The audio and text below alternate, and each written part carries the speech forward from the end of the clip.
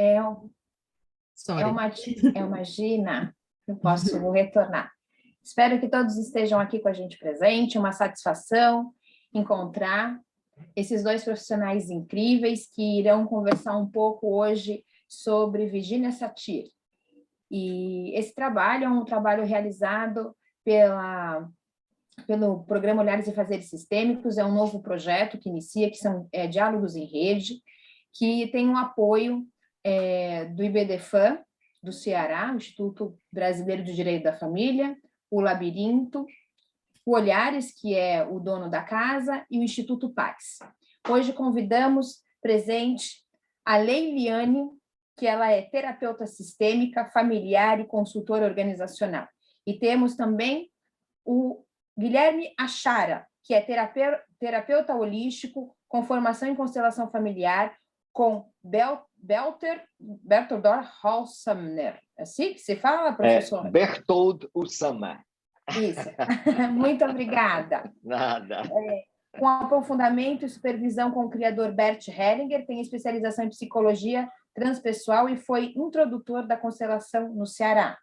E o Achara, ele viveu em Osho, Comuna, na Índia, onde fez diversas formações na área do corpo e energia, no Osho Multiversity. Veja mais no site do Achara. E eu peço também as palavras de abertura da Socorro, só para complementar, o Achara tem um site, chama www.achara.com.br, se vocês quiserem acessar, e também acessar os trabalhos da Leiliane através do Instituto Paz, desculpa. Com a palavra também, para dar introdução, Socorro Fagundes, que é a diretora-presidente do Olhares e Fazeres. Obrigada, Maíra, obrigada, Achara, obrigada, Leiliane. Boa tarde a todos e a todas que estão nos ouvindo. Como a Maíra já falou, né, esse é um trabalho do programa Olhares e Fazeres, com parceria com várias instituições, que aqui a gente colocou só a metade, porque também a gente tem uma parceria com o Instituto Laço de Terapia Familiar, com a Leiliane, pelo Instituto Paz, com a Achara e com vários outros terapeutas, que eles são voluntários do programa Olhares e Fazeres, Achara, Isabel, Evandro, várias pessoas que eu não estou podendo me recordar o nome. E, assim, o programa Olhares e Fazeres, eles funcionam desde 2017, ele foi elaborado com apoio da doutora Graça Quental e de outros profissionais, né? Eu, a Gabriela, iniciamos, também a Ana Tarna, e esse trabalho tem sido, assim, de muita valia para os processos judiciais. Nós funcionamos no fórum, estamos há 2 anos online, tanto com algumas atividades pedagógicas, atividades de grupo de estudo, e também com atividades em constelação de processos. Voltaremos a partir do dia 16, presencial, e estamos online até lá. Muito obrigada, Maíra. Quem quiser procurar mais, pode ver no Instagram, @Olhares e Fazeres, lá tem todo o histórico, todo o trabalho, vários depoimentos, também no YouTube, que foi feito até na época de um evento que nós fizemos, tem vários depoimentos lá com a contribuição da Leiliane Marie. E a Leiliane Marie, ela tem o próprio nome dela, Leiliane Marie, você pode acessar e olhar as lives delas. Muito obrigada. Muito obrigada. E vamos aproveitar esses 2 profissionais fantásticos acerca da vida em terapia, a vida em dinâmica de constelação, e é isso. Bom, dando continuidade aos nossos trabalhos, muito obrigada, Socorro, e a esses profissionais incríveis que são referência não só no Brasil, mas em todo o mundo, já deram cursos em vários lugares, atendem pessoas das mais variadas nacionalidades, e eles têm esse encontro holístico, coletivo e participativo.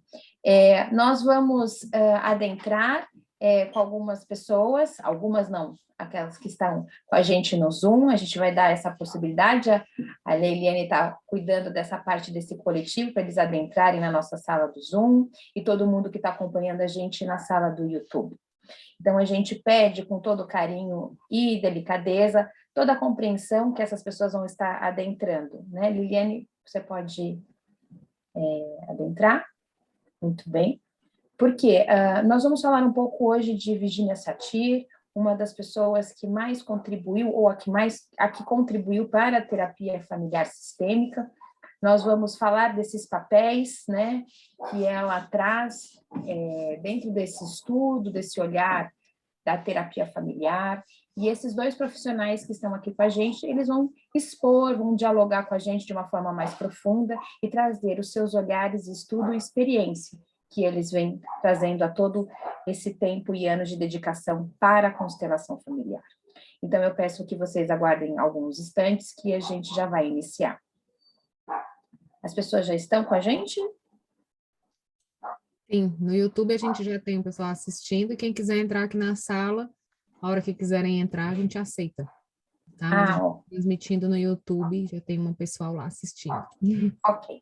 Então, vamos iniciar os nossos trabalhos para não criar mais expectativa e até mesmo para cumprir o horário. Então, podemos iniciar. Lidiane, pode iniciar a sua apresentação, a sua explanação. Muito obrigada. Obrigada a vocês todos. Obrigada a Socorro pelo convite, a Mayra pela disposição de estar aqui, o Achara também.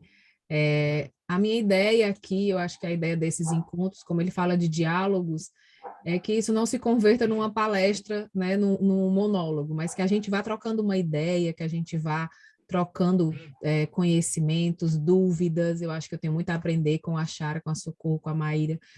Acho que a gente tem justamente essa interação, né, de que todos nós vamos ter experiências diferentes pelo mundo, e que isso vai se somar no trabalho das pessoas, vai se somar na atuação sistêmica. O sistema é algo vivo, né? A atuação sistêmica é algo vivo que está se transformando todos os dias. Então, quando a Socorro me pediu para eu falar um pouco de Virginia Satir, eu falei, que pedaço de Virginia Satir que você quer? Porque se eu for falar de Satir, nem é hoje nem amanhã que a gente termina, né? Então, a Virginia Satir é uma psicoterapeuta, né, da Escola de Palo Alto. A gente fala que ela é a mãe, né, do sistêmico, dos trabalhos sistêmicos familiares, e o Bowen é o pai, né? Então, a gente estava conversando sobre isso, a gente não tem uma pessoa criadora de algo, né? Porque não dá para eu descer da montanha como Moisés, né, com os 10 mandamentos. O trabalho sistêmico dentro daquilo que a gente conhece, do que é família, do que é sistema, do que é organização, ele é algo vivo. Ele vai se transformando, ele vai se adaptando de acordo com a cultura, com a temporalidade, com as situações, com os medos. Se a gente falar hoje, né, de pandemia, o luto já mudou depois da pandemia, a gente aprendeu um novo luto, um luto sem rituais, um luto sem despedidas.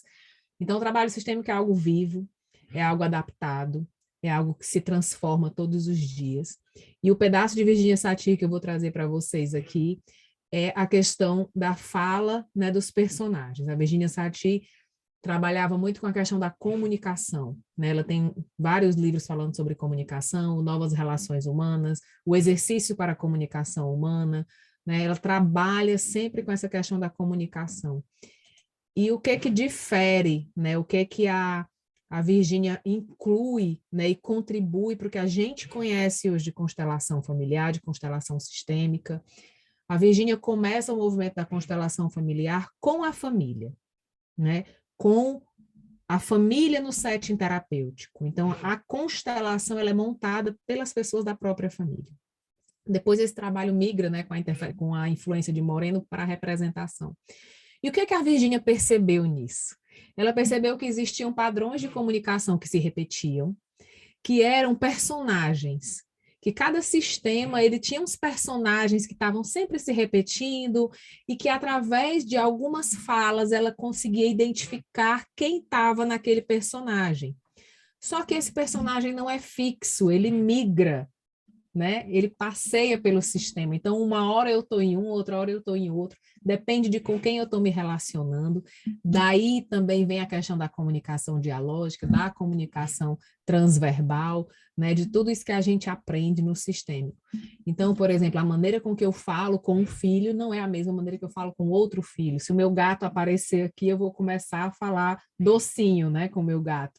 Então, essa dialógica do Buber, né, que eu construo o meu eu de acordo com o teu que ressoa na tua presença. E a Virginia Satir percebia isso nas famílias. Como, Leiliane? Quando a família chegava e começava a falar sobre um determinado personagem, esse menino dá muito trabalho, ele é muito isso, ele é muito aquilo, né? E começavam os adjetivos, ela esperava até nascer um outro. Tá aí, e que mais que esse menino é? Ah, mas é porque dá pena, porque ele é tão inteligente. Opa, então tem outro lugar. Tem outro lugar de fala, onde a fala dele é inteligente. E onde você ressoa com esse lugar. E existe esse lugar de fala complicado, que é o que vocês mais estão ressoando.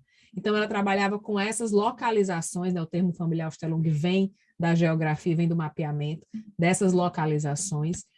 E ela trabalhou com 4 personagens específicos que se repetiam, que eu vou compartilhar aqui com vocês um pouco, para que a gente possa falar, né?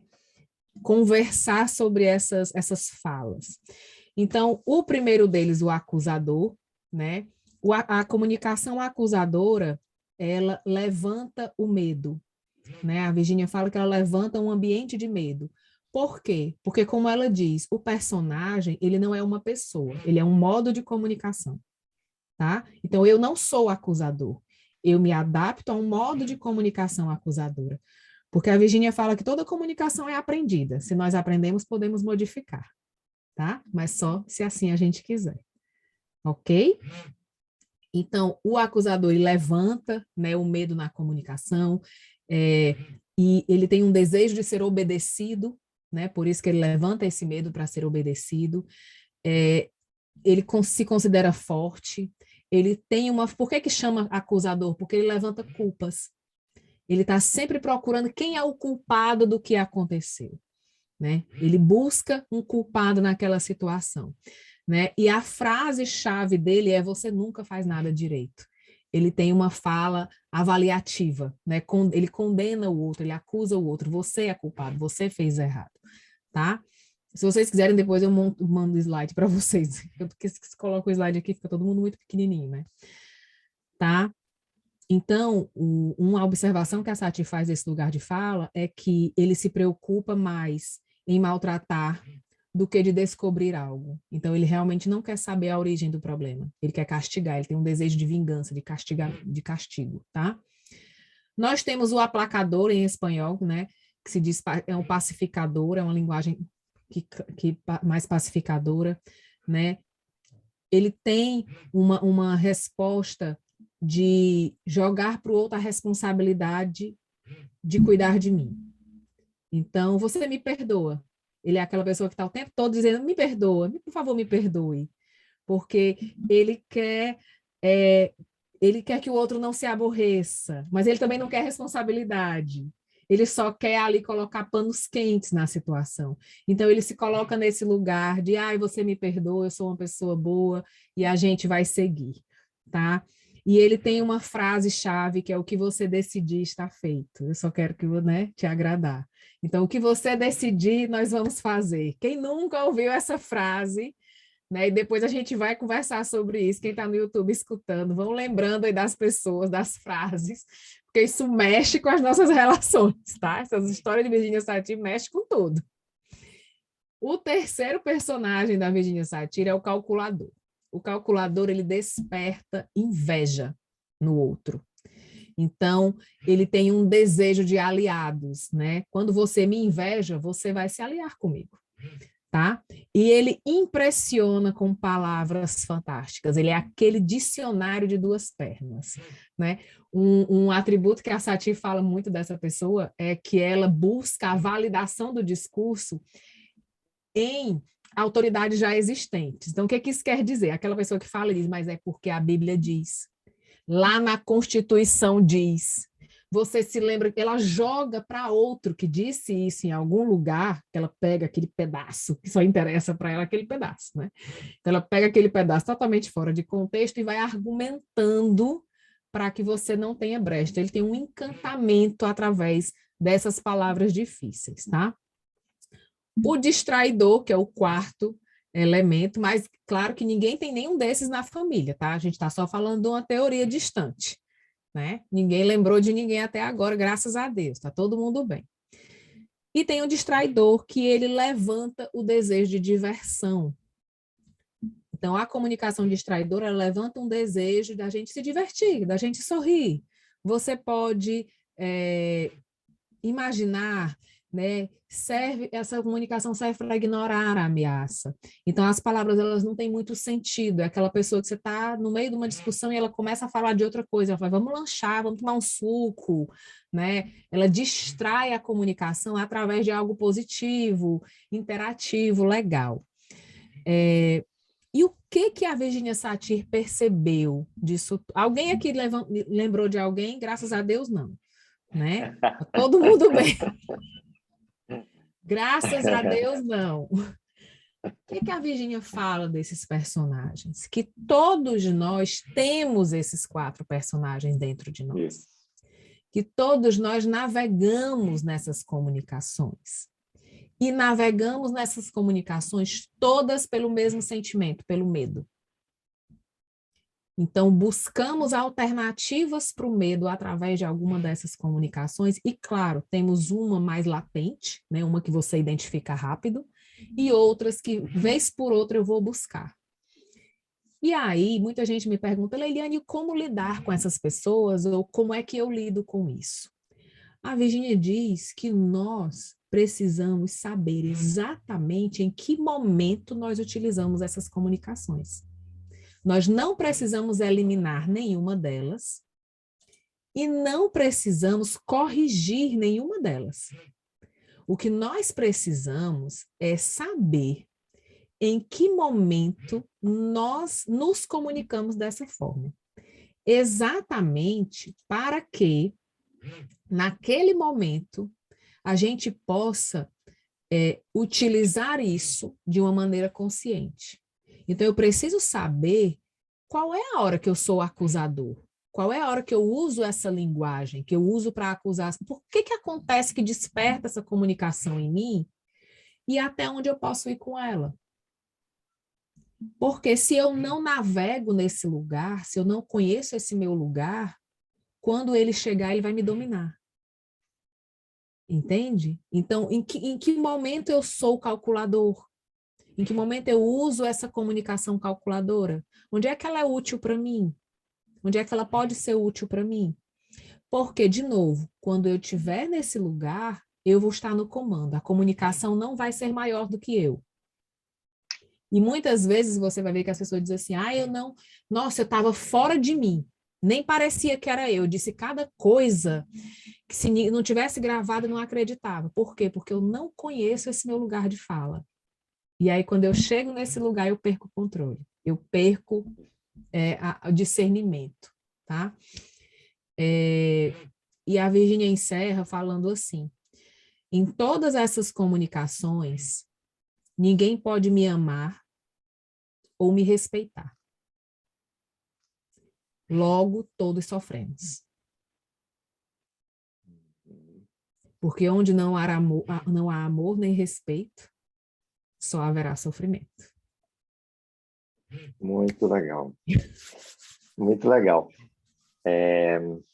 Eu gosto... posso falar um pouquinho? Toda sua. Leiliane. Então, é muito, muito legal a sua explanação e essas... Eu já conheço, né, essa abordagem, digamos assim, através de... Eu estava falando também com o pessoal, através de diálogo de vozes, né? Que é uma abordagem do Hal Stone e Sidra Stone, é um casal. Então, acho super lindo essa percepção, porque é uma percepção que, normalmente, nós temos a ideia de que nós somos únicos, né? Então, se a gente é, por exemplo, bipolar, já é muita coisa. Eu sou 2, eu não sou 1, eu sou 2. E eu estava brincando aqui com o pessoal, na verdade, nós somos multipolares, né? A gente não é nem um nem bipolar, a gente é muitos. E esses muitos são exatamente o que na própria psicologia chama-se de subpersonalidades. Então, o que a Virginia coloca, no fundo, são 4 subpersonalidades, né? E esse trabalho eu acho que é muito lindo porque ele mostra que o que integra, na verdade, é a consciência, né? A gente estava brincando na história de inconsciência, consciência, mas, na verdade, o que integra é quando eu me torno consciente disso, consciente de que eu tenho um acusador, que eu tenho um pacificador, que eu tenho um calculador, que eu tenho um distraidor, e que, se eu me percebo vivendo isso, não é, como a Leiliane falou, se eu tomo consciência de como eu utilizo essas personagens, elas não têm nenhum problema, né? Eu posso ser essas 4 e mais 4 e mais 4, e posso ser multipolar e não tem problema nenhum. A questão é quando essas personagens atuam de forma inconsciente, escamotiosa. Ela vem e, como a Leiliane diz, eu não era eu. Naquele momento, eu não sabia o que eu estava fazendo. Na verdade, isso sim é o problema. Por quê? Porque, nesse momento, você não reconheceu a sua subpersonalidade, que eu chamo de voz, né? São as nossas vozes internas. Esse trabalho, diálogo de vozes, chama de vozes. E eu sempre utilizei isso na constelação de uma forma também bem percebendo. Por quê? Porque cada personagem na constelação, no fundo, é uma voz. O filho é uma voz, o pai é uma voz, o avô é uma voz. A gente está num diálogo de vozes. E todas essas vozes são inclusivas ou são excluídas, né? Aí entra a relação da minha percepção com a constelação familiar. Porque quando eu excluo uma voz dessas, aí acontece o problema. Aí o problema na constelação começa a acontecer, que são exatamente as pessoas excluídas do meu sistema. É um das ordens sistêmicas, né, que o Bert Helling muito bem colocou. Então, se eu incluo essas vozes, não tem problema nenhum. Se eu incluo essas personagens, também eu diluo o problema. Então, é muito legal essa percepção. Eu queria ouvir um pouco mais também da Leiliane, sei lá, de quem mais quiser colocar, para a gente falar mais ainda. Teve uma observação da Socorro sobre a comunicação niveladora, né? Que a Virginia Satir fala que a comunicação de solução é a comunicação niveladora. O que é a comunicação niveladora, no fim das contas, né? A Satir fala desse lugar onde eu falo com a situação e não com o indivíduo. Então, em todas essas situações aqui, muitas vezes, ou eu estou falando comigo, certo? Ou eu estou jogando no outro aquilo que eu não quero para mim. Daí vem as exclusões, né? Aí eu não aceito o que ele fez e aí nunca mais eu falo com ele.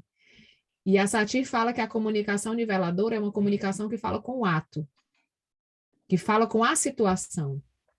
Eu falo com o que está acontecendo, porque eu e você vamos continuar existindo, certo? Mas aquela situação é incômoda.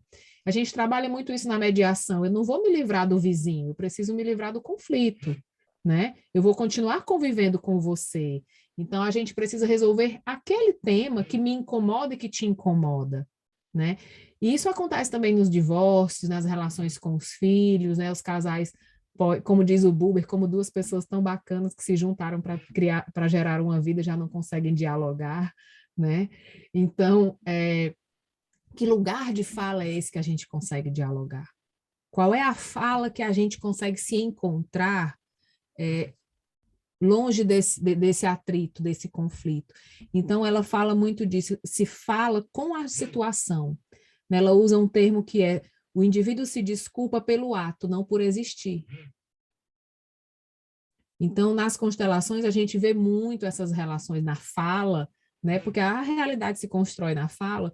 Então, quando o indivíduo consegue falar, eu sempre falo que a constelação ela sai do falar sobre para o falar com, né? Quando eu saio do falar sobre esse assunto para falar com este assunto, eu dou lugar a ele de existir, porque quando eu falo sobre, ele está longe de mim. Eu estou falando sobre ele, então eu estou falando comigo, e ou com outra pessoa. Mas quando eu falo com, este assunto, eu já começo a incluir ele, já começo a aceitar que ele exista, né, como ser humano passivo de erros.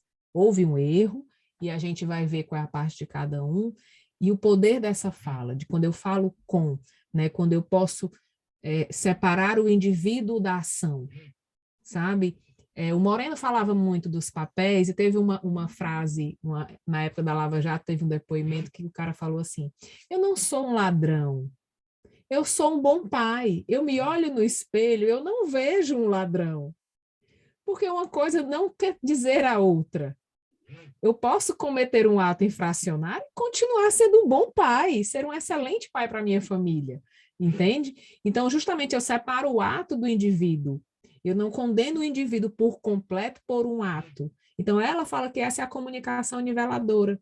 Quando nós nos colocamos no mesmo nível, nós todos somos humanos e o erro também existe para todos nós. Jesus fazia isso muito bem, né? Quem não tiver pecado. Então, vamos falar sobre o erro, mas não sobre o indivíduo, porque qualquer um de nós poderia estar naquele lugar de cometer aquele erro, porque nós estamos no mesmo nível, nós somos todos humanos. Muito legal, muito legal. Até me lembra uma matéria, um artigo que eu estou escrevendo, né? E eu coloquei um pouquinho da dialética, né? de Hegel, Wilhelm Hegel, que ele coloca a tese, né? A gente tem uma discussão, então a gente tem uma tese, é mais ou menos aquilo, mas uma outra pessoa não concorda, então forma-se uma antitese ou uma antítese. E aí, a partir desse diálogo, né, dessa dialética, aí nós construímos a síntese. A síntese é exatamente aquilo que a gente quer, é uma compreensão, e a partir, ele coloca isso muito claro, a partir dessa síntese, ela já nasce como uma tese, porque vai ter outra pessoa que vai dizer, não, essa tese aí está um pouco errada, né? Né, como a Leiliane falou muito bem, a gente estava conversando, que a constelação familiar ela é algo em progressão, né? Então, realmente, eu concordo quando ela diz que não existe um criador, né, da constelação. Por um lado, realmente, a constelação é uma progressão.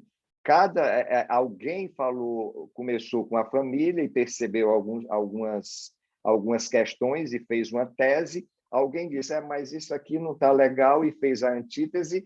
E aí essa questão foi rolando até hoje, né? Eu até coloquei que a partir de um terapeuta que é muito amigo meu, que é o Isvaguito, que já deu formação aqui, a gente começou a trabalhar na constelação corpo. Eu me formei em terapia corporal com o Isvaguito, que foi a minha primeira terapia, foi corporal. E o Isvaguito sentiu, não, mas a constelação falta o corpo, né? Onde é que está tudo que a gente trabalha em constelação? Na verdade, a gente trabalha com trauma. A gente está trabalhando com traumas. É um trauma familiar, é um trauma transgeracional, quer dizer, vem de gerações passadas.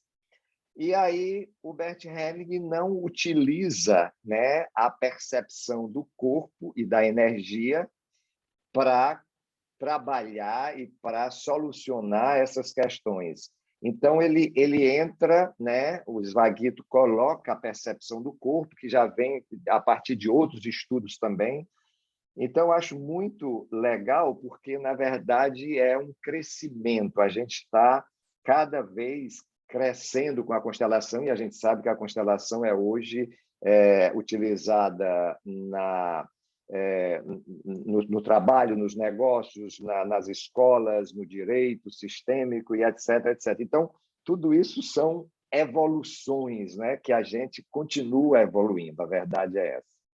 E adaptando, né? A gente se adapta também à questão cultural, né? Eu que moro aqui na Bélgica, é muito diferente o trabalho que a gente faz aqui para o trabalho que eu vou fazer na América Latina, para o trabalho que eu vou fazer no Brasil, que eu vou fazer no Nordeste, entendeu? Que eu vou fazer no Sudeste, as demandas são diferentes, né? As classes sociais, tudo influencia.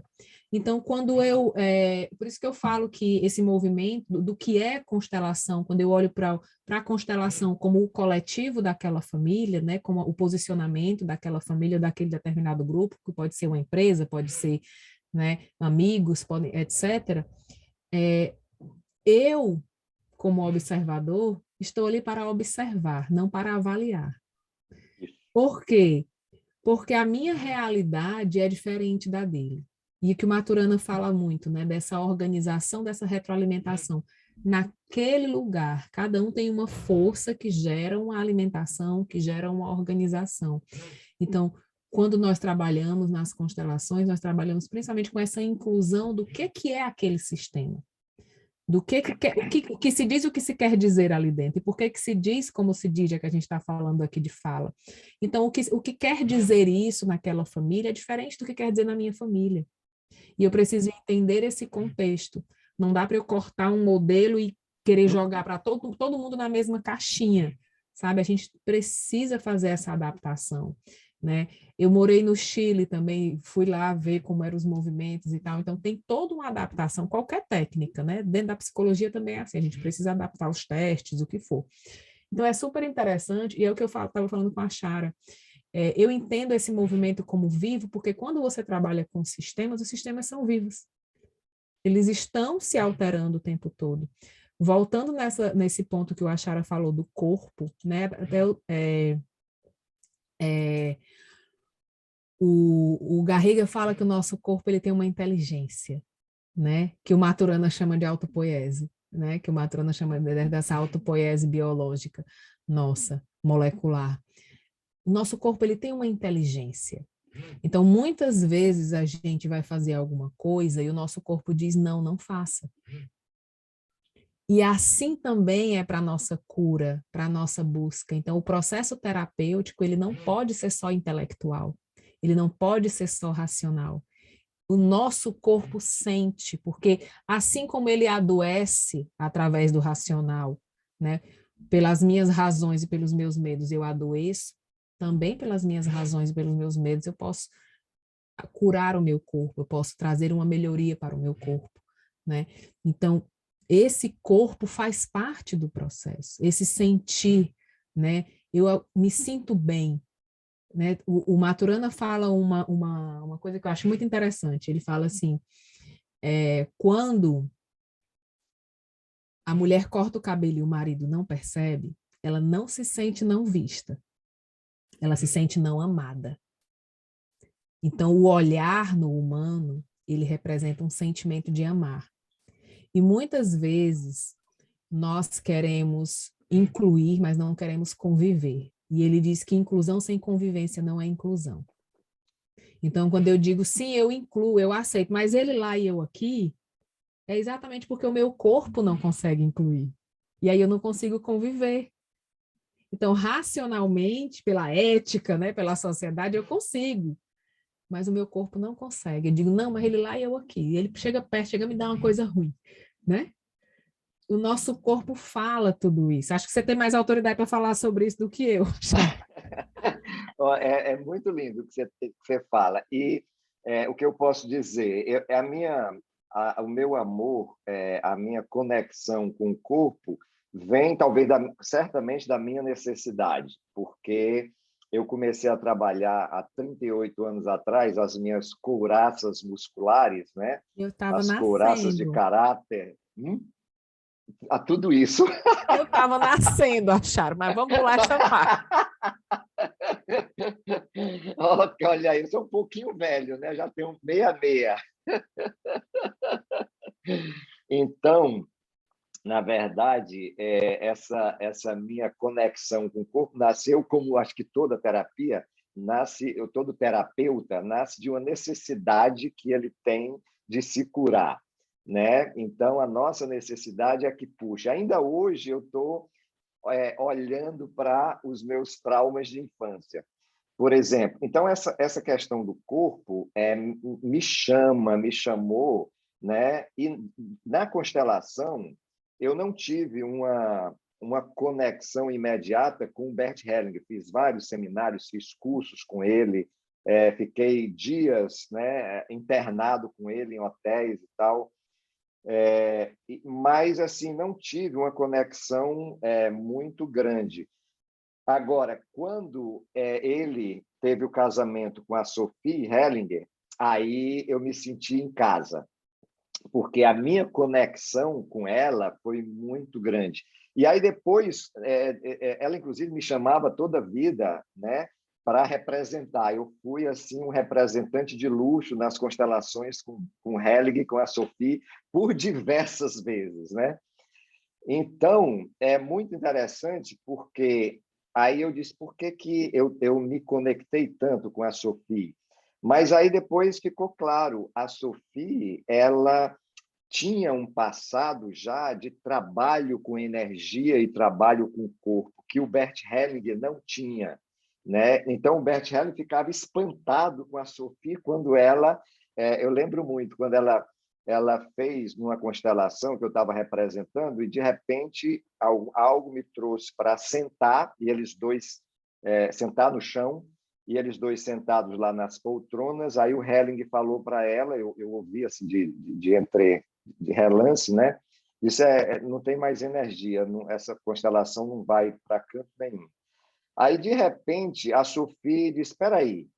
Aí levantou, e aí tinha mais uns 6, 7 pessoas assim longe de mim, representando outras coisas, né? E aí ela fez um movimento em torno de mim, e eu, claro, vi que era um movimento energético, e, de repente, eu levantei e a constelação continuou ainda por uns 15 minutos a meia hora. É o tempo que eu imagino assim, e teve uma finalização super linda. Então, só para você ver, né, o Bert Helling, aí depois o Bert Helling fez uma observação. Ele disse, pois é, essa coisa que a Sophie tem, que ninguém nem aprende nem ensina, ela disse, ensina sim. Ela disse imediatamente assim para uma plateia de 2.000 pessoas, isso a gente aprende e ensina. Aí eu disse, é aí que eu me encontro com a Sophie, porque tem uma sintonia. A Sophie entende de campo, né? Aí entra numa outra questão que eu amo também, que é a questão dos campos da constelação, né? Na minha compreensão, a gente tem esse campo individual, né? Algumas terapias chamam de consciência individual, e a gente tem o campo familiar, e a gente tem depois o campo sistêmico, e esses campos são campos sobre campos. A verdade, o corpo é parte de um campo, né? Se a gente falar de corpo físico, é só no meu mapa principal, é um dos 7 corpos, né? Tem o corpo físico, tem o corpo energético, tem o corpo astral e mental, e até o 7º corpo. Então, na verdade, o ser humano já é um campo sistêmico. O físico está sintonizado com tudo isso, porque o físico recebe, através das glândulas e tal, recebe todas essas informações. E essas informações são passadas para os outros sistemas e os outros campos, né? Então, isso, para mim, já era conhecido, porque o meu trabalho eu já trabalhava com chakras e corpos sutis antes de conhecer a constelação. Então, para mim, compreender a constelação a partir da Sophie foi muito mais fácil e muito mais dentro do que eu estava vivendo, né? Esse foi um achado. Quando eu me apaixonei pela Sophie, eu acho que ela se apaixonou por mim, que ela apontava o dedo sempre para mim. Quem quer constelar? Eu disse, pode vir. Aí eu lá eu ia constelar, fazer a representação. Então, essa conexão com o corpo é muito rica. E quando eu comecei a fazer a constelação através do Zoom, através do online, também foi uma coisa muito incrível, porque eu não tinha muita conexão com internet, com comunicação com internet. Né, antes da pandemia, era quase zero, né? Um cara que foi analisar minhas redes sociais disse, rapaz, eu tenho que ser sincero com você, as suas redes sociais são zero. Aí eu comecei a olhar para isso dessa forma. E aí, quando eu comecei a fazer constelações e constelações em grupo com o Zoom, eu fiquei impressionado. Nossa, essa comunicação realmente de rede é excepcional. A pessoa lá na França, outra lá na Europa, outra não sei o quê, todo mundo é conectado com a rede e todo mundo aqui agora e tinha uma percepção exata do sentimento do cliente. Então, para mim, realmente é uma magia incrível trabalhar, né, nesse sistema. Assim. Eu queria só dar esse depoimento, digamos assim. Eu achei super bacana essa sua fala, Chara, porque quando você fala dessa questão, né, de que eu gostava do Bert, mas era o mesmo negócio, faltava um pedaço, né? E aí depois eu me conecto com esse outro pedaço. Porque a relação humana é isso. Uma coisa não anula a outra. Elas se somam. Então, os conhecimentos, eles não estão num ambiente de competição, de competir com o outro. Maturana fala isso, né? Que o conhecimento, a educação é um encontro. Então, a gente se encontra. Vão ter pessoas que vão dizer, mas eu não gosto do jeito que a Sophie trabalha, porque eu não consigo me conectar com essa história de energia. E está tudo bem. Por isso que é importante que a gente tenha uma multidisciplinaridade. Por isso que o movimento precisa ser vivo, precisa estar sendo adaptado, precisa estar sendo desenvolvido, né? Como a gente está falando aqui, de várias situações que antes da pandemia a gente não tinha, né? Que agora nós estamos tendo. Níveis de conexão e interação que nós não tínhamos. Então, tudo isso são crescimentos. Eu adorei você ter falado isso, porque, infelizmente, na nossa cultura, às vezes a gente tem uma mania de fazer panelinha, de fazer partido, sabe? Não, eu sou fulano, eu sou isso, eu sou aquilo, é porque eu sigo fulano, eu sigo cicrano, né? Eu que estou falando de Sati, não, eu sigo Sati, eu sigo o modelo de Sati, né? Tem um livro, Sati Model, né? E eu falo, não, gente, eu não sigo ninguém, eu aprendo com todos. Eu aprendo com a Satira, eu aprendo com o Maturana, eu aprendo com o Helling, eu aprendo com a Sophie, para que eu possa estar disponível para as necessidades do meu cliente. Porque é ele que precisa de atenção, é ele que está precisando de acolhimento, tá? Então, quanto mais eu puder ter recursos para oferecer para ele, melhor. Quanto mais eu me fecho em mim, nas minhas preferências, mais eu estou dizendo para o meu cliente que tudo aquilo que eu faço é para mim. É para validar aquilo que eu acredito, não é para o outro. Isso já não é sistêmico.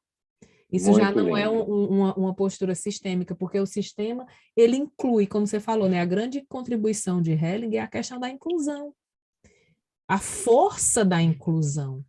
E essa história do online, que a gente estava discutindo aqui, acho que muitos de nós, eu pensei nisso, né? Eu falei, gente, não dá para fazer constelação online, não vai rolar.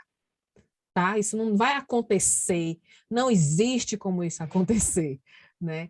E a gente percebeu que não, que se nós estivermos realmente presentes, aí a gente tem dois quesitos, né? A gente tem a presença, se eu estiver realmente presente, se houver inclusão, se houver escuta, e como diz o Achara, se tiver conexão com o corpo, sim, você pode fazer trabalhos terapêuticos online e vai funcionar. Se você não tiver esses 4 itens, eu lamento muito, não tem tecnologia que resolva, tá? Mas se você realmente tiver uma questão de acolhimento, né, que por isso que eu falei no começo, vamos conversar, não quero ficar aqui falando sozinho, né? O acolhimento, ele muda a vida de qualquer pessoa. Esse acolhimento pode ser um olhar, esse acolhimento pode ser uma palavra, esse acolhimento pode ser um silêncio, se você conseguir ficar em silêncio e deixar o outro falar. O acolhimento, ele muda a história de qualquer pessoa. Eu não tenho nenhum medo de dizer isso. Não existe uma força tão potente que eu conheça hoje nas relações humanas como o poder do acolhimento.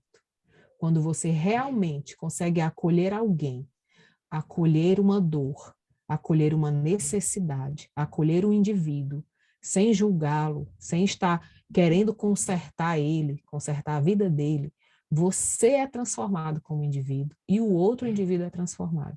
Sem eu estar falando de um processo terapêutico, eu estou falando de um processo de acolhimento que pode ser feito qualquer dia, qualquer hora, em qualquer momento.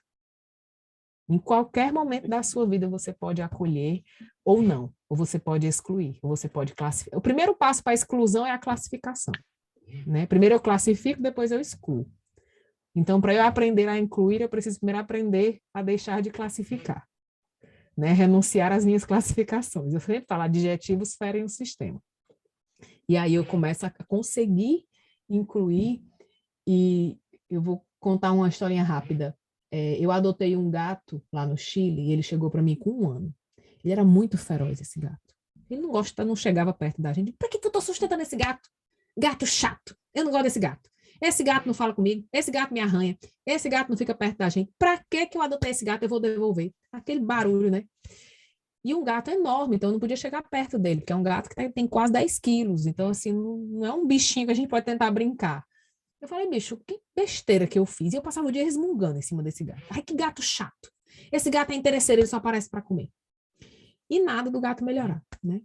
E aí meu marido passou por mim e falou, tu não é a Constela?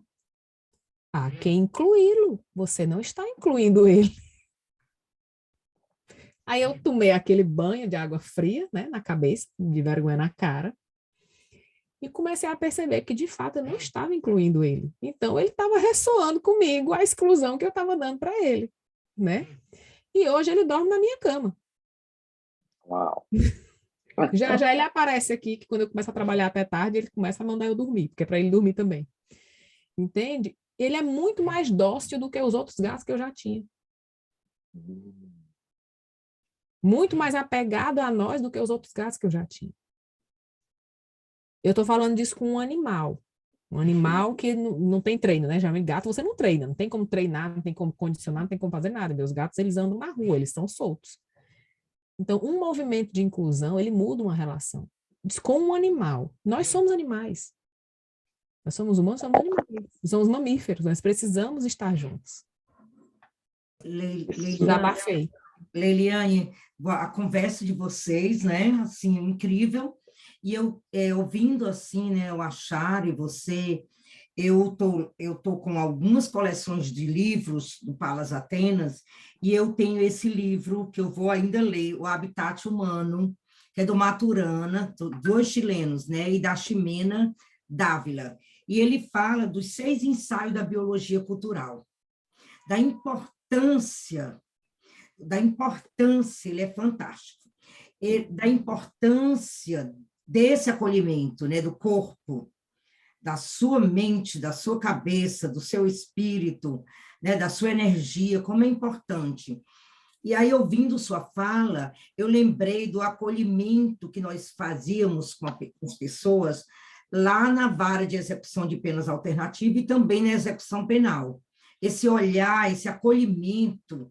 Por exemplo, eu vou te dar um exemplo. Todo esse conhecimento que a gente estuda até hoje é para você ter o seu modo de fazer.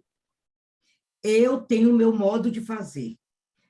Eu já li muito, já estudei muito, ainda continuo estudando, e aí eu percebi isso, o olhar para aquela pessoa, o acolhimento para aquela... Eu não conto os números de pessoas que estavam em cumprimento de pena, que vinham depois falar comigo, me agradecer.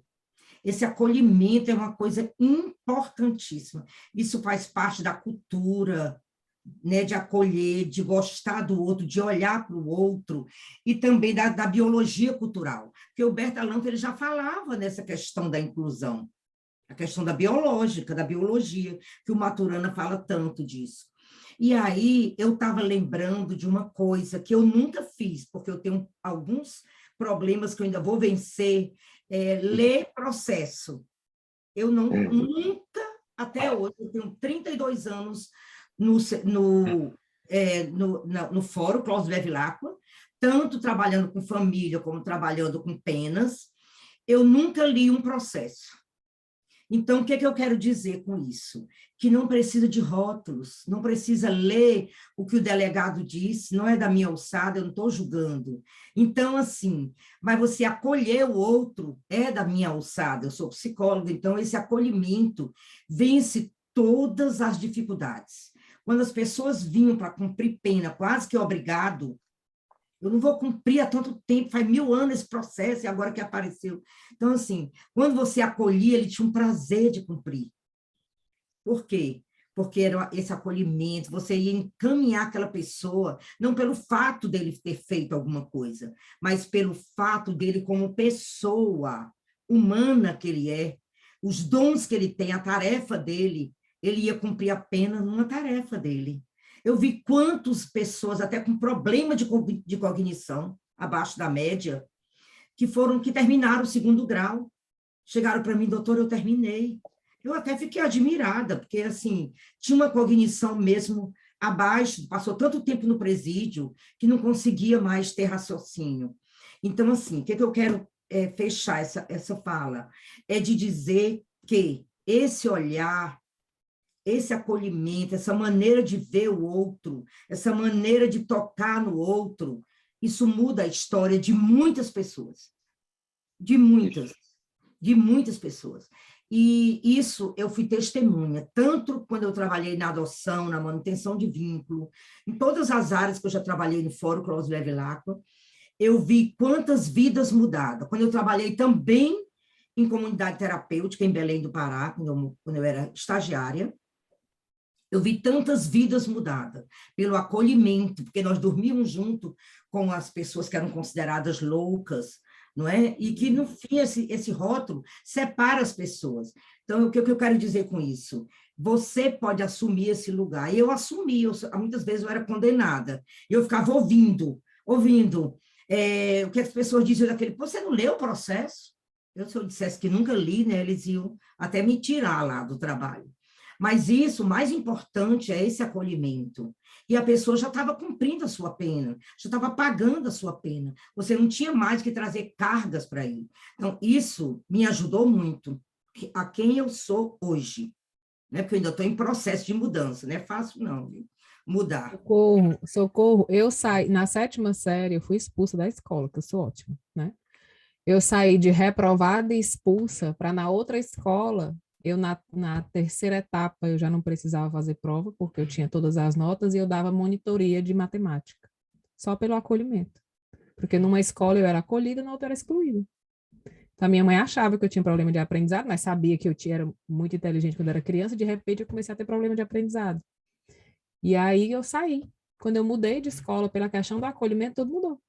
Tudo mudou. E eu fiquei grávida, enfim, tive gravidez adolescente, e mesmo assim eu era melhor na sala, dava aula, eu lembro que eu ia à tarde grávida, dar aula com os meus colegas, dar aula de matemática, de geometria, de álgebra, de um monte de coisa. E não tinha nenhum problema. E a minha mãe fazendo ressonância na minha cabeça para saber se eu tinha algum problema de aprendizado. Na ressonância não era tomografia, não tinha ressonância ainda não. Então, o acolhimento, ele interfere em tudo. Em tudo. Uma criança excluída, um adolescente excluído, ele vai ter dificuldades relacionais, porque, gente, nós somos, Maturana fala, né? Somos gregários, nós somos mamíferos, somos gregários, né? Nós precisamos do outro. Mas não só que o outro exista, mas que ele nos veja, que ele nos reconheça, porque é nessa interação que a vida acontece, né? Como diz o Buber, a vida acontece no entre.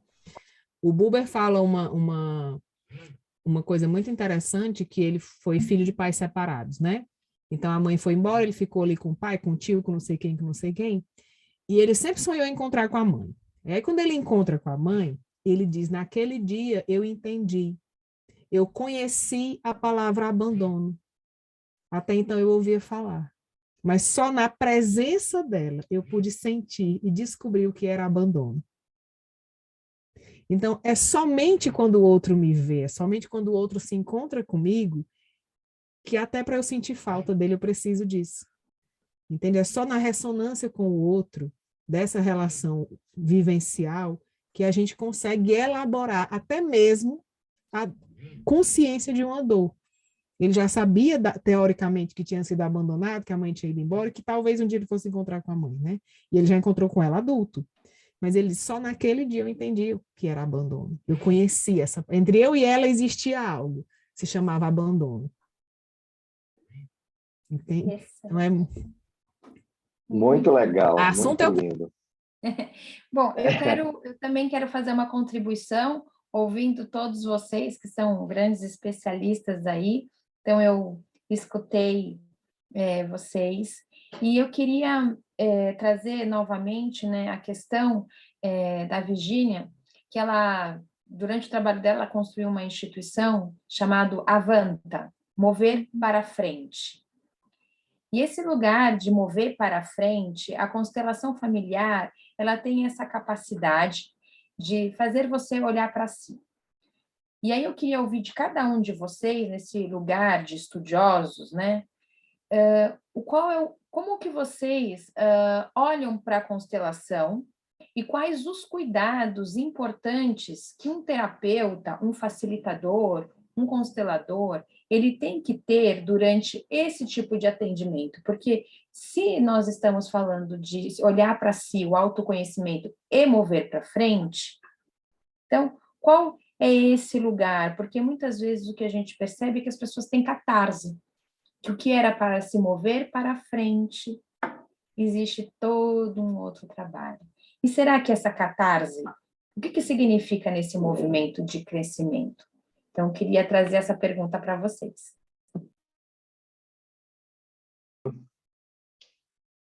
Eu posso... Achara que tem 20 perguntas aí, né? Uma não. Tem, né? Tem várias. Então, essa questão de cuidados, né, sobre a constelação, eu diria que a gente já falou um cuidado essencial, que é essa questão do acolhimento, né? Eu, no meu início de terapia, eu sempre chamei de aceitação, né? Aceitação, para mim, é uma palavra bem ampla, que quer dizer também incluir tudo. E como eu comecei com um trabalho de autoconhecimento, eu também comecei aceitando a mim, aceitando as minhas dores, aceitando os meus traumas, aceitando aquilo que ressoa em mim e que eu trazia da minha infância, da minha família. Ainda antes de entrar na constelação, né, porque eu entrei na constelação acho que há uns 25 anos atrás, então tem um bom tempo que eu trabalhei sem a constelação. Então, quando eu olho para mim e quando eu começo a me perceber, eu trabalhei muito com meditação. Então, a meditação é uma forma de se ver, de se olhar, de se perceber. Então, já no meu campo individual, eu podia ver todo o campo sistêmico, porque eu trago realmente o campo sistêmico, eu trago as dores da minha família, eu trago os traumas da minha família, né? E isso, no início, eu estava trabalhando como se fossem os meus traumas, eu tinha uma ideia de que isso venha da infância e tal e tal. Porém, com a constelação, eu pude perceber que esses traumas, na verdade, eles vêm carregados de sistemas familiares, né? De geração a geração. Então, um dos cuidados que eu colocaria, né, principal, é exatamente esse da autoobservação, do autoconhecimento, de você primeiro se perceber, de não querer fazer logo pelo outro.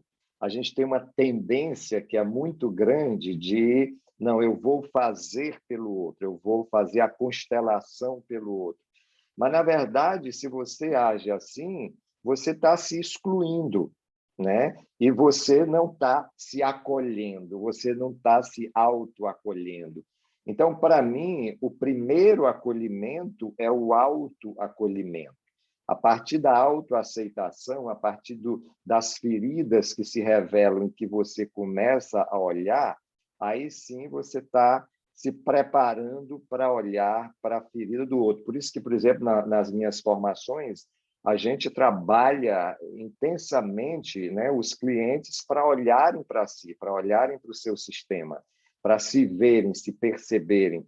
E, a partir daí, fica muito fácil, né? Se eu vejo algo acontecendo no meu sistema pessoal, eu posso, a partir da ressonância ou por ressonância, eu posso sintonizar com o sistema do outro, né? Então, um grande cuidado que eu acho que é importante é você ter essa abertura, você olhar para o sistema do outro refletindo, ressoando no seu próprio sistema. Quando isso é feito dessa forma, é mais difícil de você entrar com julgamentos, entrar com críticas, né? Entrar com questões que de repente nem estão no sistema da pessoa, né? Mas se você faz com esse cuidado, eu acho que já é um bom processo, um bom caminho, né, para a cura do outro sistema, do sistema do outro. Bom, deixa eu ver se eu peguei alguma das perguntas, né? Acho que a Maíra perguntou a questão do cuidado. Uma observação que eu faço sempre o que é que me levou para esse lugar? Porque existe estudante de terapia e existe terapeuta, certo?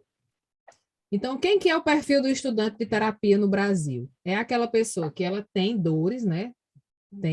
Todos nós temos dores durante toda a vida. E eu começo a frequentar um monte de curso, de imersão, de não sei o quê, de não sei o quê, de não sei o quê. Chega uma hora que alguma coisa dá certo, né? Alguma coisa vai bater ali e vai dar certo. E aí vem o famoso recém-curado. Este recém-curado é a figura que não está pronta para trabalhar com nenhuma prática, não só sua constelação, qualquer um. Por quê? O recém-curado, ele quer curar o mundo. Ele quer constelar a mãe, o pai, o tio, os vizinhos, ele quer levar para palestra, ele quer que leia o livro, ele fica toda hora dizendo os erros e acertos da pessoa. Então, qual é a minha relação com esse conhecimento?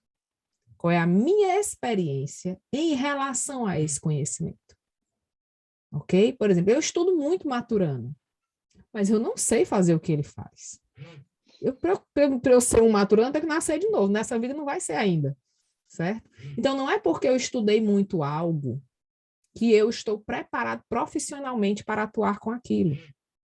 E, principalmente, eu preciso saber essa minha relação, se eu sou um recém-curado, se eu sou um recém-descobridor de algo meu, de uma potencialidade minha, se eu estou nessa lua de mel comigo mesmo ou com algum processo terapêutico, eu vou querer curar o mundo.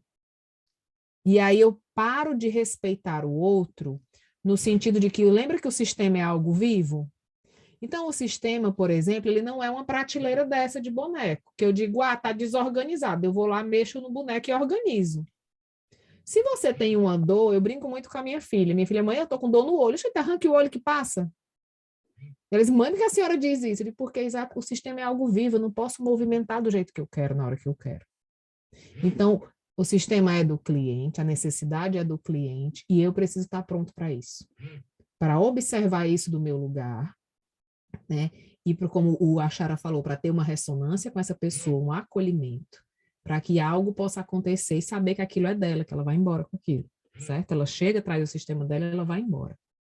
Então, um cuidado que eu sempre falo é percebam em que momento vocês estão em relação a isso, né?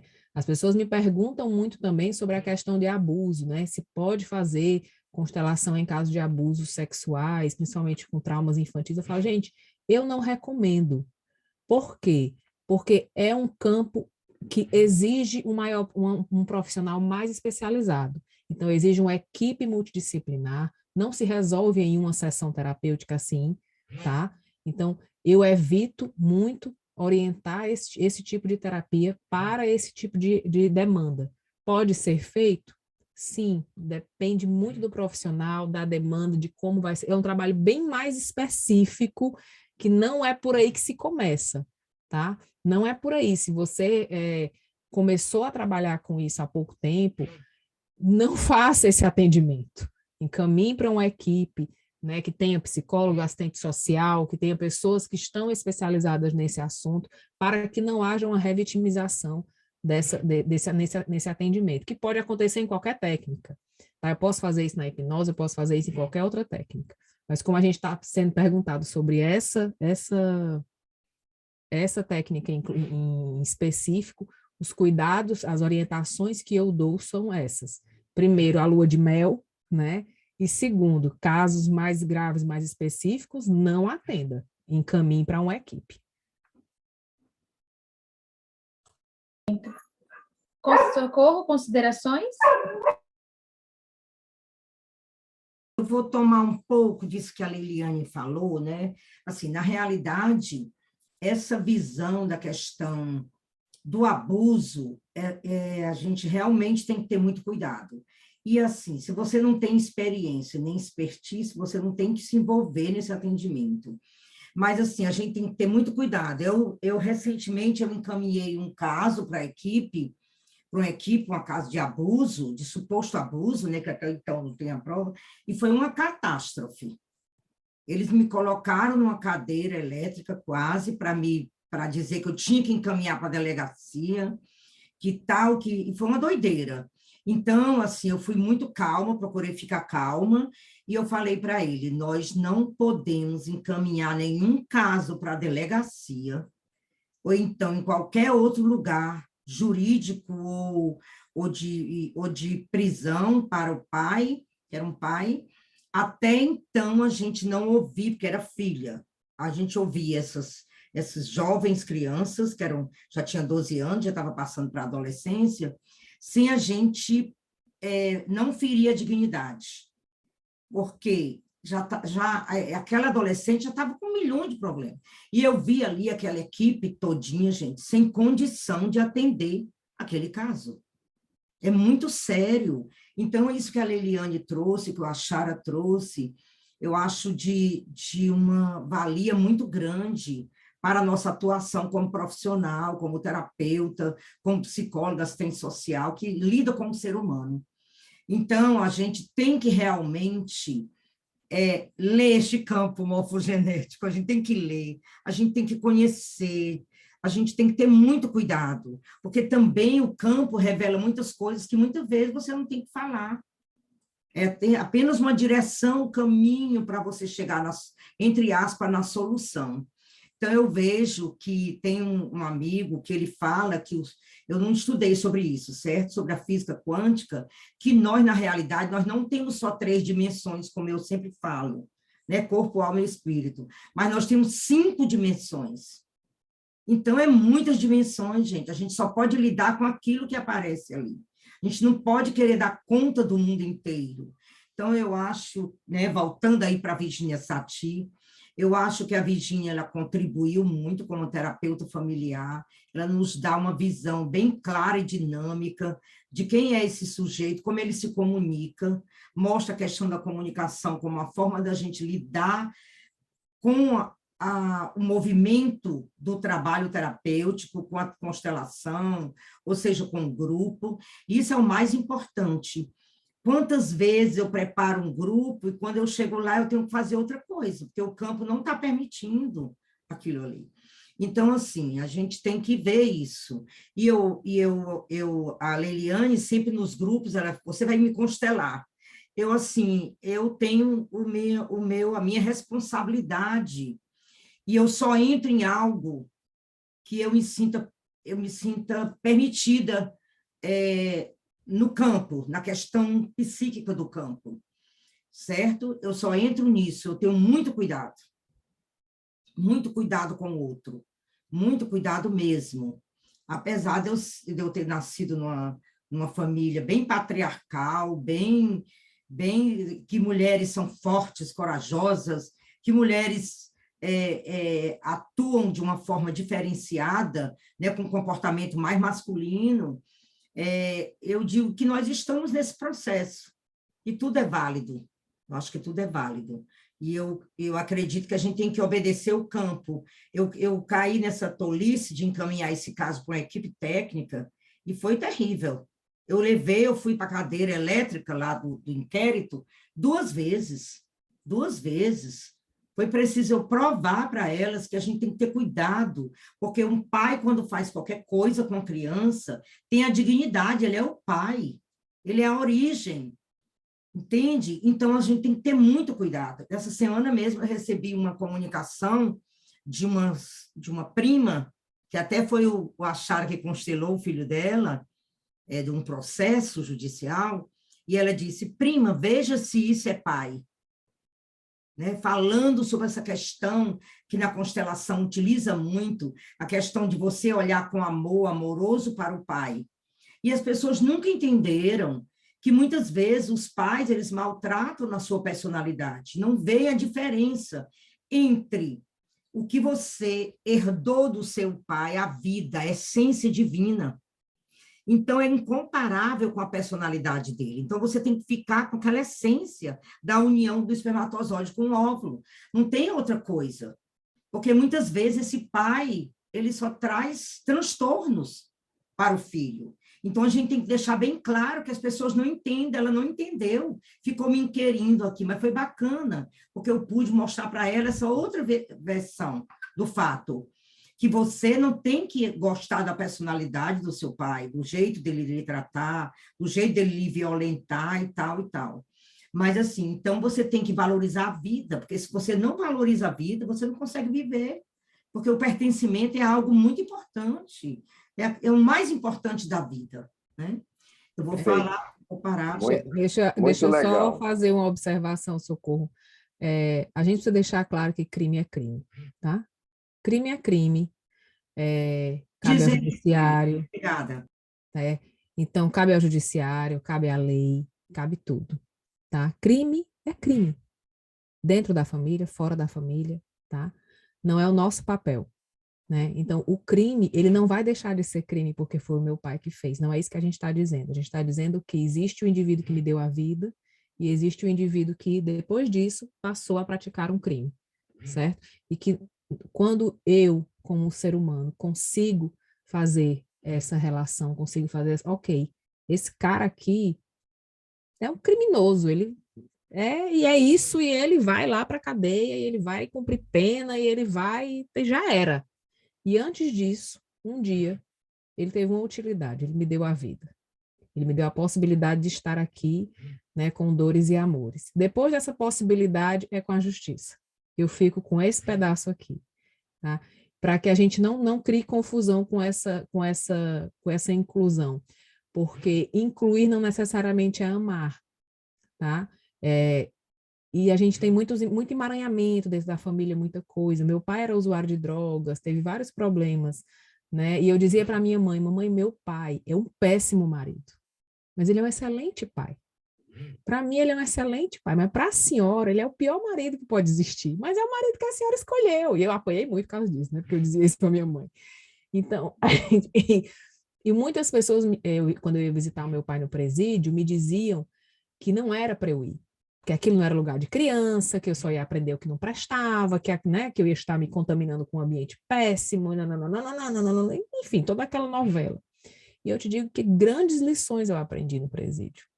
Grandes lições eu aprendi ali dentro com o meu, porque eu não ia para o presídio, eu ia visitar meu pai, para começar. Porque a criança, ela vai ver o pai, ela não vai, né, ver o presidiário.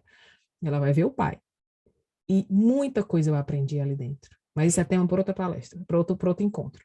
Mas muito porque a minha conexão era com o meu pai, não era nem com o presídio, nem com o crime. Entende? E que ele cumpriu pena justamente porque crime é crime. Isso. Só dando uma observaçãozinha, daqui a 10 minutos eu terei que sair, não sei se vai continuar um pouco mais aqui, mas é interessante essa observação, assim, fazendo um pequeno colocação com relação à constelação na justiça, né?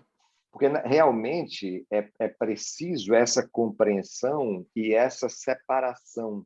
Porque quando a gente coloca uma constelação de alguém que é criminoso, né, dentro já do direito sistêmico, na justiça, no fórum, como é que a gente vai lidar com isso? A gente não quer nem, como é que se diz, condenar e nem também tirar a responsabilidade daquela pessoa.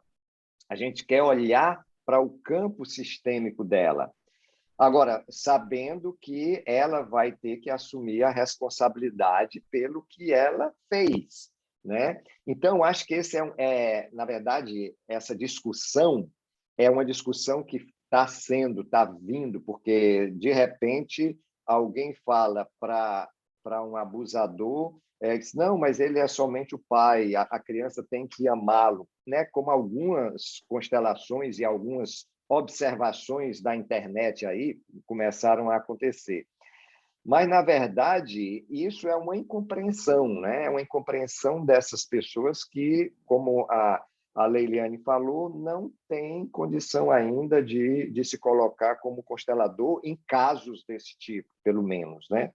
Então, quando isso acontece, é importante a gente ter essa percepção bem clara, né? Eu lembro até de um fato que, no início das constelações, se o crime dessa pessoa dentro da família, né, era muito grande, o Bert Helling pedia para o representante desse criminoso sair da sala. Isso eu fiz, né? Inclusive, das pessoas que me convidou ficou chocado porque eu pedi para essa pessoa sair da sala, né?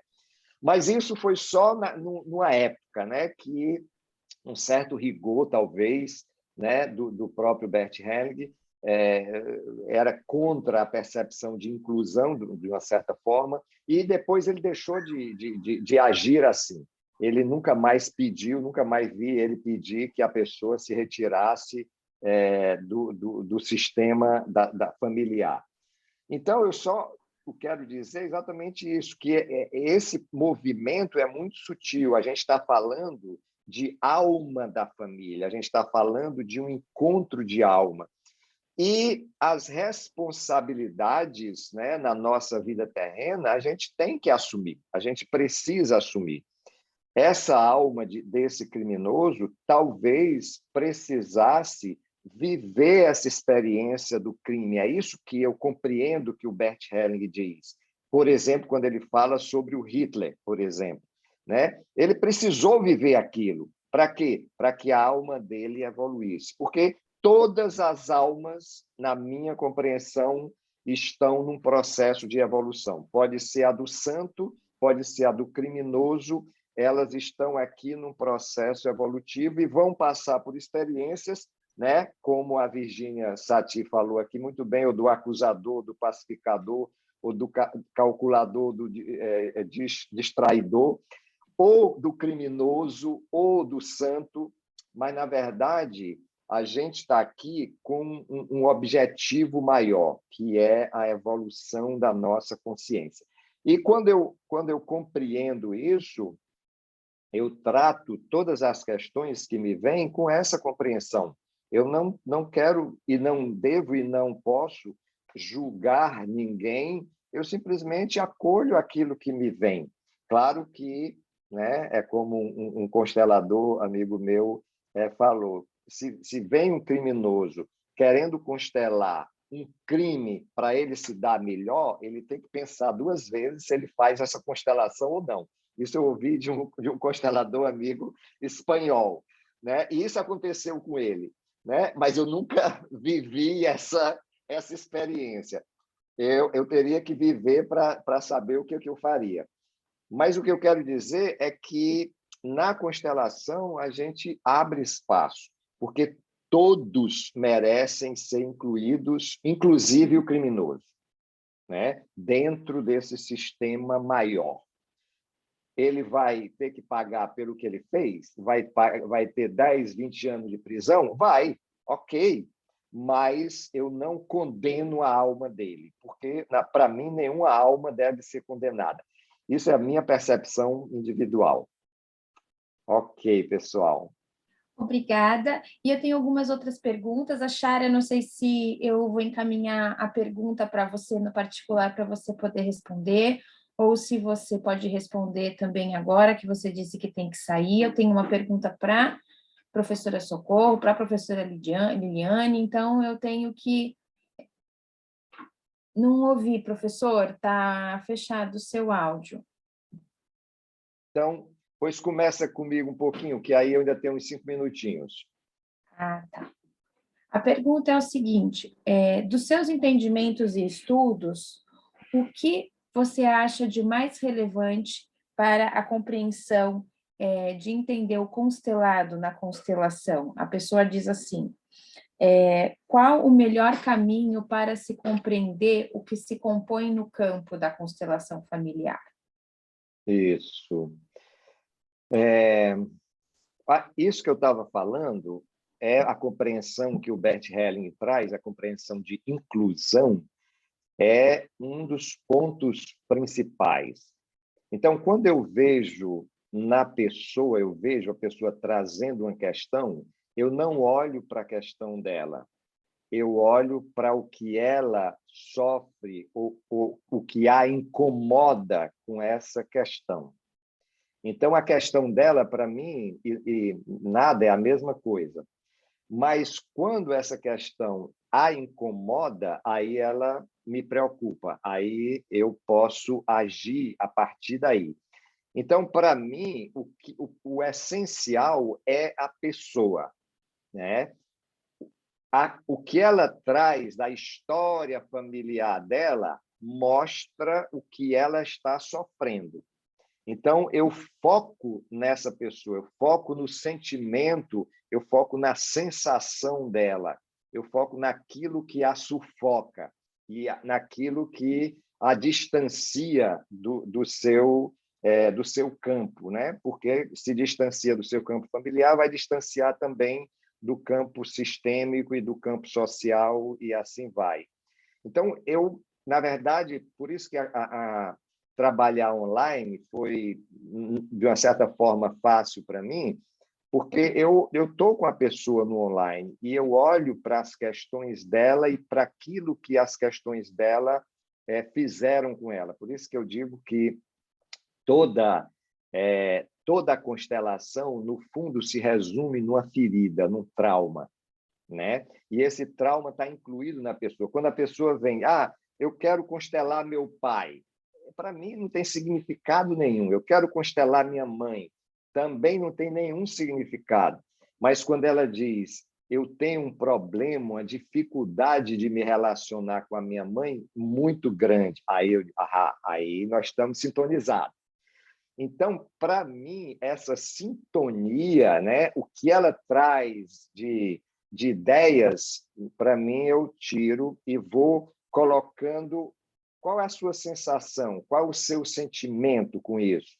Aí, a partir daí, a gente entra na constelação. E, claro, eu expando e amplio a partir do individual para os pais, para os avós, para os bisavós e para a questão que ela traz. Espero que tenha respondido, Mayra. Muito obrigada, professora Chara. Acredito que sim. Caso alguém tenha mais alguma pergunta para a professora Chara, nós não vamos poder perguntar para ele agora ao vivo, porque ele tem uma atividade. Então, a gente encaminha para o e-mail dele e a gente faz essa ponte. Professor, muito obrigada pela sua presença. Agradecemos profundamente a sua disponibilidade e toda a sua atenção. Muito obrigada. Obrigado, Mayara, Leiliane, seu socorro. Foi muito obrigada, bom. Eu realmente, Chara, muito gosto. Muita luz. Eu adorei, assim, eu não esperava nada e encontrei assim um lugar super bonito e rico, né, de compartilhar. Adorei mesmo. Obrigadão, pessoal. Até a próxima. Muito obrigada, Chara, por tanta sabedoria, né? Muito lindo tudo que você trouxe para nós. Muito lindo. Obrigado, muito querida. Lindo mesmo. Obrigada, Chara. Tchau, tchau. Até a próxima. Mayra, tem uma pergunta aqui no YouTube. Da Gabi. Da Gabriela, falando sobre a questão da ressonância. Eu vou ler para você, pode ser? Ela mandou, ou você quer que eu leia ou você já quer responder direto? Ela pergunta, quando você fala em entrar em ressonância com o cliente, você está falando da necessidade dele, você está falando sobre ordens da ajuda? Não necessariamente. E aí, como entrar em ressonância com o cliente? Poderia explicar um pouco essa situação? O que é uma ressonância? Né? O que é estar em contato? O que é ordem da ajuda? Né? O que é tudo isso? Né? A gente precisa pincelar cada um desses pontos por estar num ambiente de internet. Quando eu entro em ressonância com o cliente, você vai entender, por exemplo, eu me afoguei, certo? Eu me afoguei quando era criança. Então, eu pego muito cliente afogado. Então, a ressonância, ela é essa ligação que a gente vai tendo de conexão com as nossas estruturas. E, lembrando, a Elizabeth Ferrari falava muito isso, né? What is a campus? O que é o campo? Né? O campo, ele acontece, a ressonância acontece na presença e na inclusão.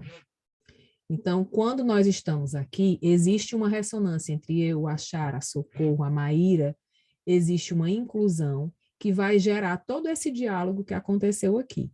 Se eu virar para a direita e falar com a minha filha, já é outra relação, já é outra ressonância, porque aqui eu já sou mãe, a gente já tem uma linguagem, uma comunicação diferente, que foi a gente começou aqui. Então, tudo isso acontece dependendo da disponibilidade que eu estou, do acolhimento, da escuta e da presença. Por quê? Porque quando eu tenho tudo isso, eu estou aqui, certo? Eu escuto bem e tal, porém eu não acolho. Quando é que há o não acolhimento? Quando há uma avaliação. Quando eu olho e digo, isso aí que a Socorro está me dizendo, eu já sei.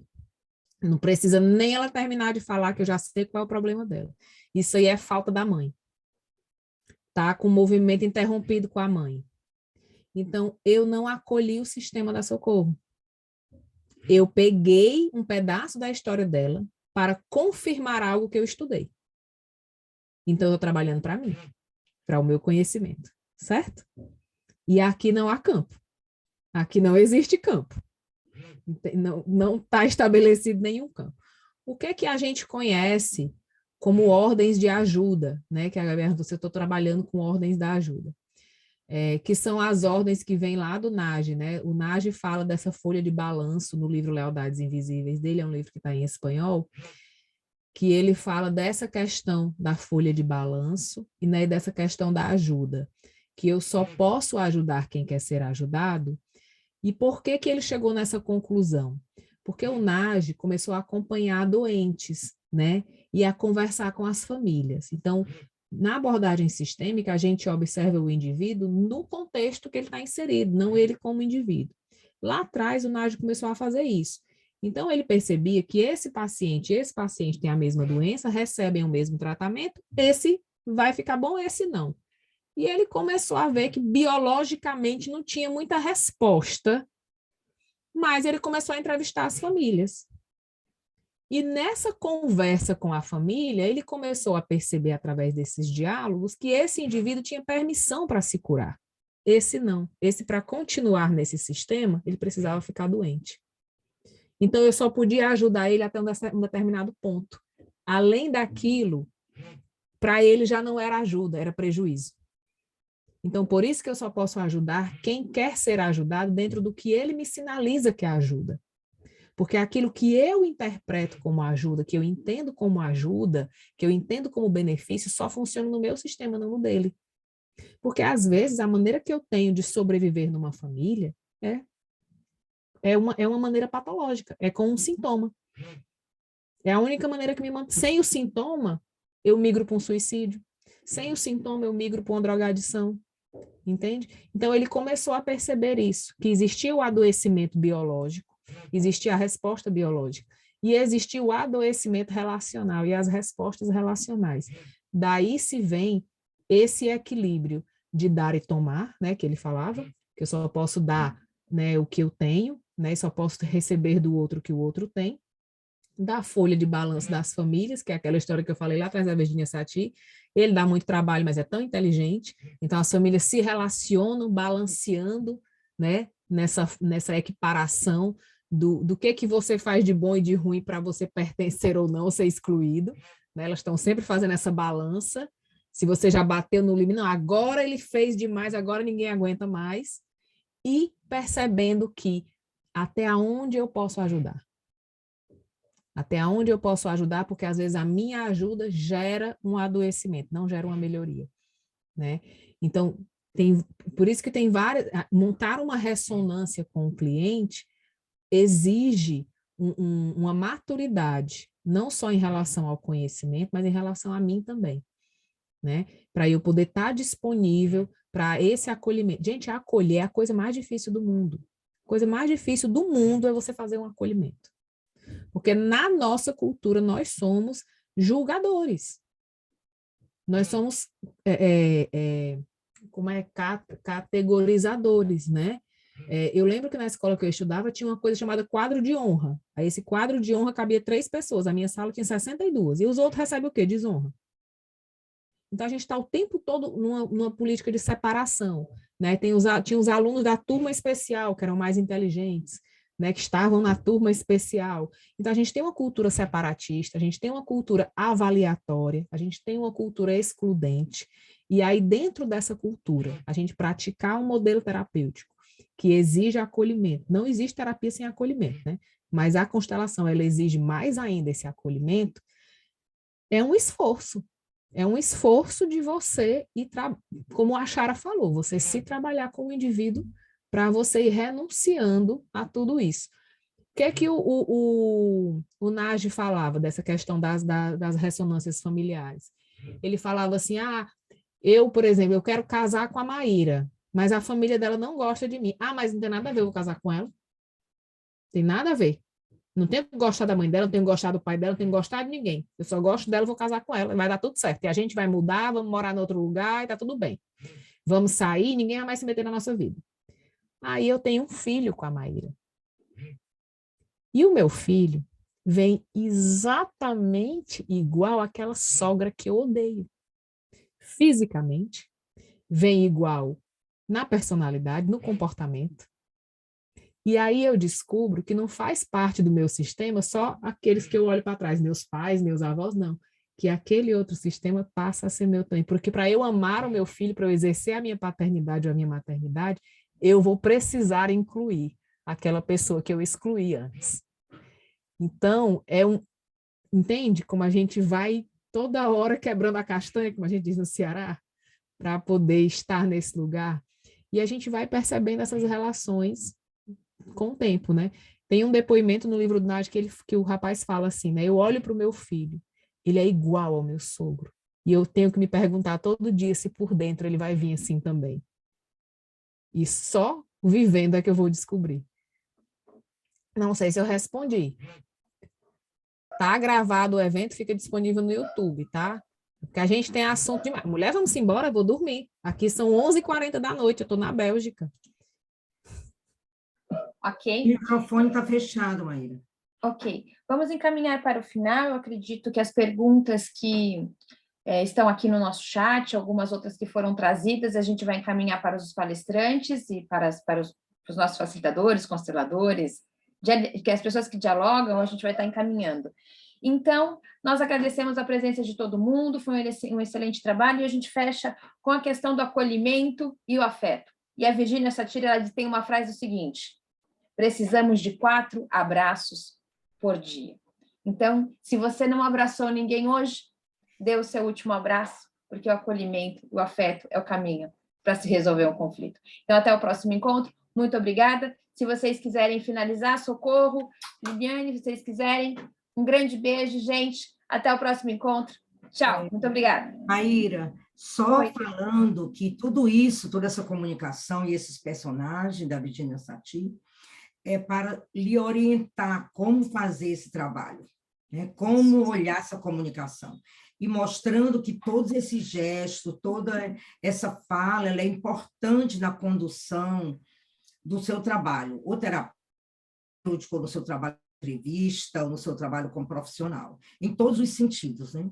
Então, assim, eu vi uma pergunta falando, desculpa que você disse que ia mandar, mas eu já posso falar. Eu não sei muito das dimensões, mas eu aprendi que o ser humano ele se divide em corpo, né, cabeça, tronco e membro, com a alma, mente, vontade e emoção, e com o espírito humano, que seria a intuição, a intuição, a comunhão, né, e a consciência. Então, eu trabalho nesse sentido, utilizando essas ferramentas no sentido de levar a pessoa a ter um autoconhecimento da sua vida e a poder compreender o que está acontecendo com ela.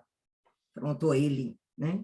Obrigada, Maíra, obrigada, Leiliane. Você pode também fechar, se você quiser, Leiliane. Você foi esplêndida, muito obrigada. Obrigada também, Maíra. Gente, eu quero só agradecer a Socorro, a Maíra, a todas as pessoas que trabalharam, né, para que esse evento acontecesse, a Deise, que me ajudou na transmissão. A gente não faz nada sozinho, tá? Todas as pessoas que estão comigo há muito tempo, que me acompanham, que me ajudam. O nosso intuito aqui é ter um diálogo, né? Mas eu valorizo muito quando as pessoas põem a sua cabeça a prêmio. Eu acho que quando você convida alguém para falar, você põe a sua cabeça a prêmio, porque você não sabe o que é que essa pessoa vai falar, né? E numa fala livre, e o Achara, né, teve esse acolhimento comigo também muito. Eu conheci o Achara 10 minutos antes de começar essa reunião, para quem não sabe. Então, sou muito grata, assim, meu coração é muito grato por tudo isso. Assunto a gente tem demais, e eu amo quando as pessoas perguntam para a gente conversar, para a gente ir crescendo, né? Porque tem muitas diferenças de trabalhos. Eu tenho colegas de trabalho que estão no Pará, outros que estão no Sul. Gente, é tão diferente a gente trabalhar. A família, ela é do meio, né? Ela é do ambiente, ela ressoa. Então, para mim, só agradecer. Quem perguntou está gravado, vai ficar disponível no YouTube. E estou disponível, Socorro, para o que você precisar. Eu quero só contar um segredo para vocês, que quando eu tinha 18 anos, eu queria fazer psicologia, Socorro disse, não faça. Não adiantou nada, estou aqui eu do mesmo jeito. Tá? Cheiros, a gente se vê.